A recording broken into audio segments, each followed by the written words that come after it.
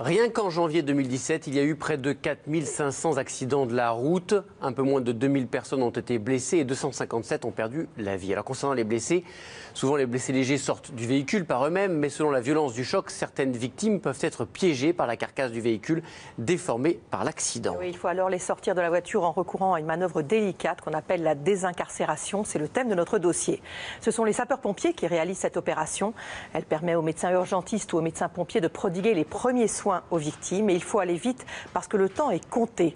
Dans un premier temps, les pompiers créent ce qu'on appelle un abord médical pour permettre aux médecins d'évaluer très vite l'état de la victime. Pour faire ce constat médical, il y a 3 bilans, Benoît, à réaliser. D'abord, le bilan vital. La victime respire-t-elle? Quel est son état de conscience?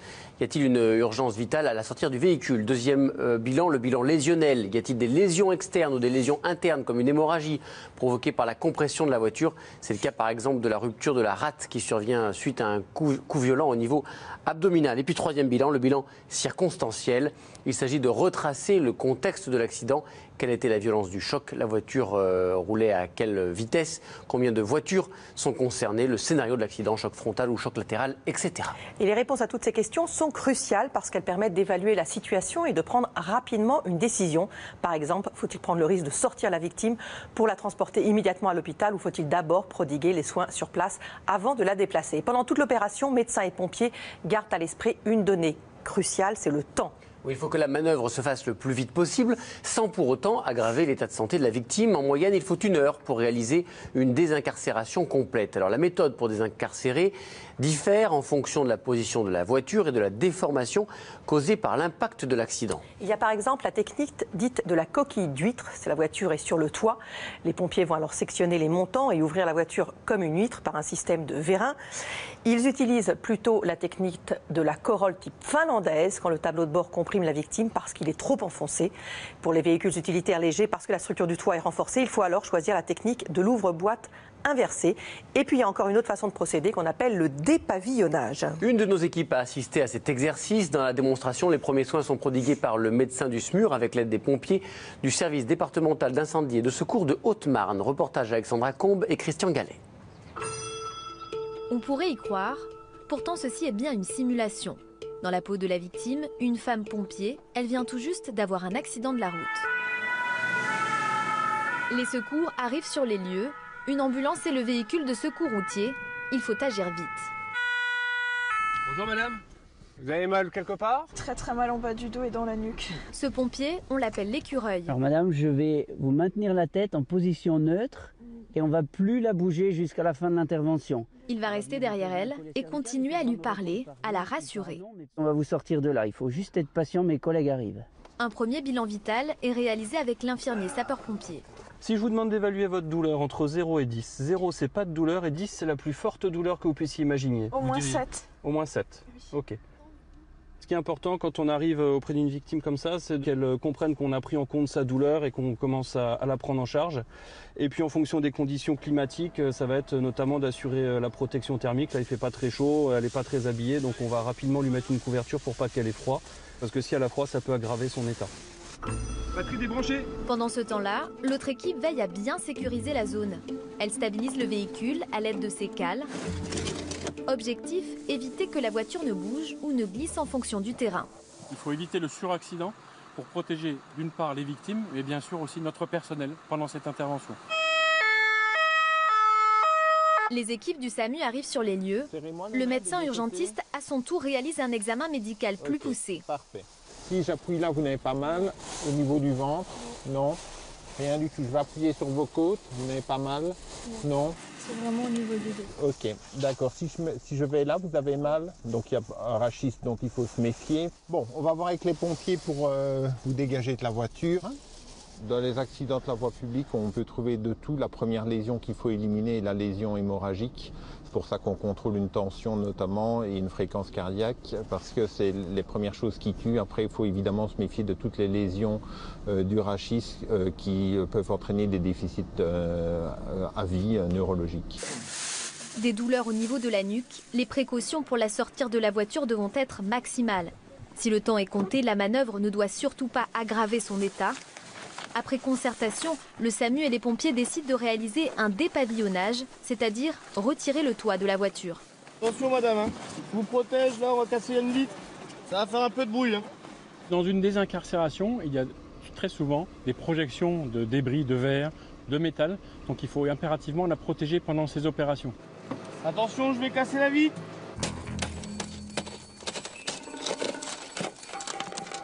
Les pompiers découpent le pare-brise. Puis à l'aide de ces grosses cisailles, ils découpent tous les montants de la voiture.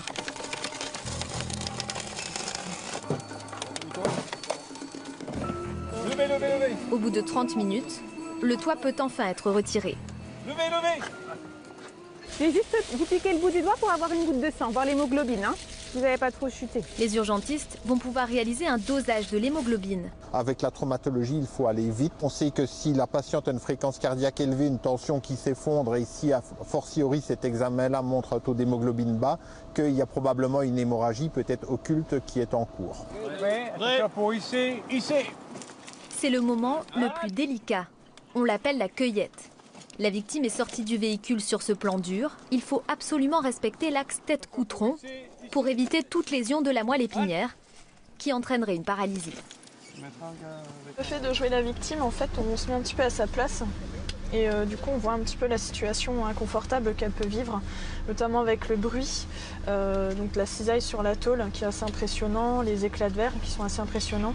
Et du coup, c'est là où on voit aussi l'importance de la personne qui est à ses côtés, du pompier qui est aux côtés de la victime pour dialoguer avec elle et la rassurer. Désincarcérée et stabilisée, la victime est emmenée aux urgences. Voilà, vous l'avez vu dans ce reportage, la victime jouée par un pompier était consciente et donc le médecin pouvait lui poser des questions, mais ça n'est pas toujours le cas dans les accidents. On peut alors surveiller les signes vitaux comme la respiration et le pouls.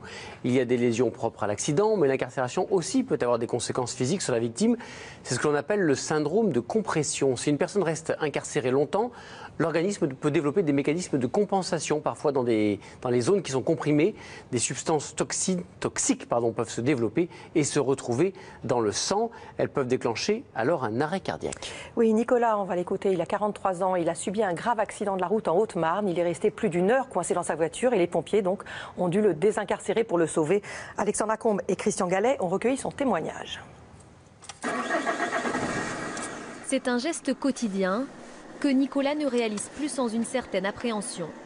Il y a presque 4 ans, il a été victime d'un grave accident de la route sur la nationale 67 qu'il prend presque tous les jours. À chaque fois que j'arrivais au rond-point de Marnaval, en fin de compte, il y avait des crises de larmes. Et donc je faisais le tour du rond-point, je repartais, je revenais sur mes pas. Donc je n'arrivais pas à passer le cap. Sur cette grande ligne droite, il roule à 80 km/h, avec lui 4 autres passagers, quand soudain une voiture en face mord dangereusement sur sa file et arrive tout droit sur lui.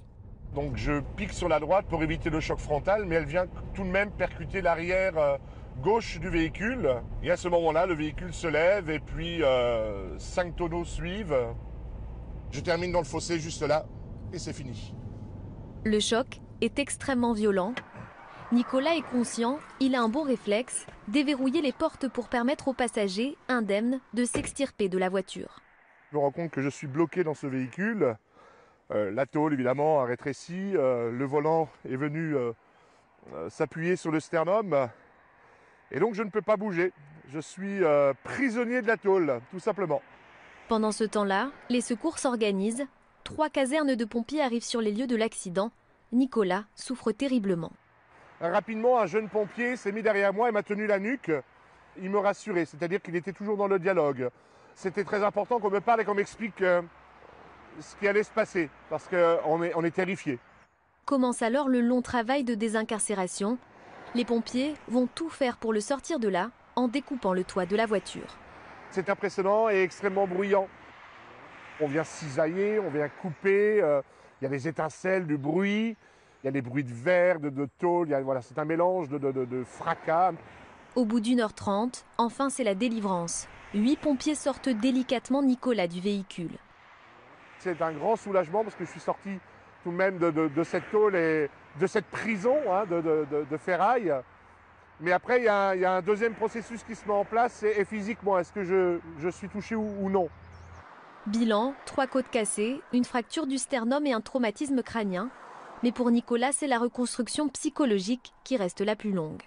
Je suis resté pendant plus d'1 an sans rire, moi qui ris énormément. Je cauchemarde parce que je remplace mes passagers par mes enfants avec des scènes beaucoup plus ensanglantées.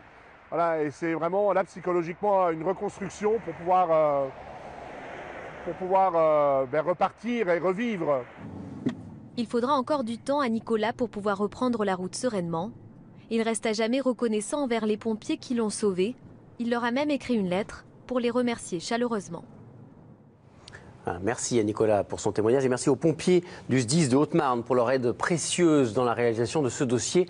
On rappelle que la désincarcération comporte aussi des risques pour les sauveteurs. Oui, parce que les manœuvres sont parfois réalisées dans des situations périlleuses, comme des véhicules instables dans des fossés, ou quand les airbags peuvent se déclencher. Et puis on rappelle aussi que le respect des limitations de vitesse et le port de la ceinture de sécurité sont essentiels pour réduire le nombre de morts sur les routes.